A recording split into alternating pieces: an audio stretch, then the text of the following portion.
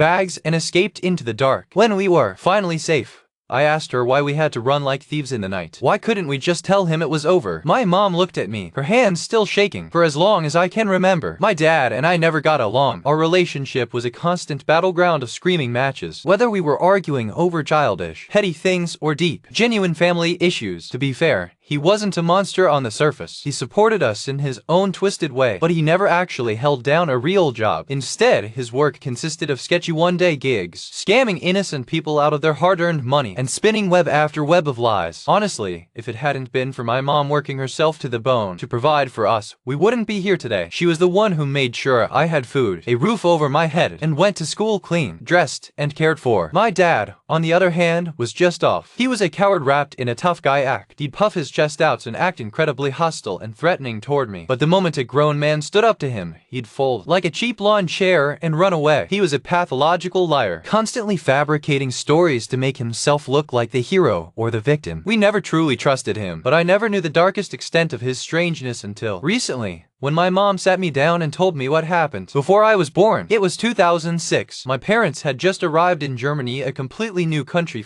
though they had only been dating for about a year at the time. They were staying at my aunt's house temporarily, sleeping in the guest rooms until they could find jobs and get an apartment of their own. For the first 2 days, everything seemed completely normal, but on the third night, the atmosphere in that house shifted. My mom woke up at around 3:00 a.m. to a strange, scratching noise. When she opened her eyes, she realized her bedroom door was wide open. Standing right in the doorway was a tall, pitch-black silhouette. It was my dad. He was just standing there, perfectly still, staring at her in the dark. My mom felt a cold shiver run down her spine. She softly called out his name, asking what he was doing. Nothing. He didn't blink, didn't move, and didn't utter a single word. He just stood there, burning his gaze into her. As it turns out, my mom wasn't the only one who saw him that night. Down the hall, my other two aunts woke up to the exact same sight. My dad's dark silhouette, standing silently in their doorways, just watching them sleep. Spooked and angry, my oldest aunt finally got out of bed to confront him, but the moment she stepped into the corridor, the figure in her doorway vanished into the shadows. Confused, she crept down the hall to check the guest room. When she opened the door, she froze. My dad was fast asleep in bed, breathing heavily. The guest room was on the second floor, and the floorboards in that old house groaned at the slightest step. There was physically no way he could have sprinted down the hall, climbed the stairs, and gotten back into bed silently in a matter of seconds. My aunt stood frozen in the corridor, her brain completely unable to process what she was looking at. The next morning, the women of the house huddled in the kitchen and talked. My mom and her sisters are devout Muslims, practicing Islam daily. In our faith, there is a belief that those who live lives of constant deceit, cowardice, gambling, and theft open themselves up to dark spiritual forces. They eventually form a bond with a jinn, an unseen, often malevolent spirit. They realized then that my dad hadn't been alone. He had invited something dark into his life, and it was starting to manifest. As the years went on and I was born, his behavior only grew more bizarre and deeply unsettling. My mom told me she would regularly wake up in the dead of night and find him gone from the bed. She would look out the window and see him just wandering around the boundary of the house at the strangest hours, doing things that made absolutely no sense. He was just so out of place,